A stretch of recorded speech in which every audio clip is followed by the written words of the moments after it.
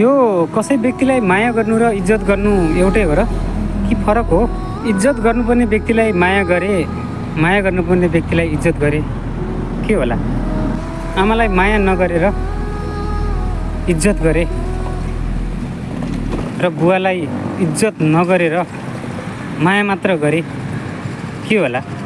एउटा गुरुलाई इज्जत कति पनि नगरी माया मात्रै गरे र एउटा साथीलाई माया कति पनि नगरी इज्जत मात्र गरे के होला? यो माया र इज्जत त अलि मिलाएर गर्नुपर्ने होला नि त। कतै माया बढी गर्नुपर्ने, इज्जत कम गर्नुपर्ने र कसैलाई इज्जत बढी गर्नुपर्ने, माया कम गर्नुपर्ने होला नि कि कसो हो? मैले त यही सिकेको छु, मेरो गुरुले मलाई यही सिकाउनु भएको छ कि म गलत हो?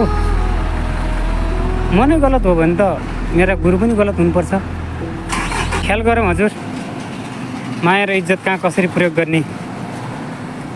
आज ख्याल गऱ्यो भने भोलिको दिन पनि काम लाग्छ।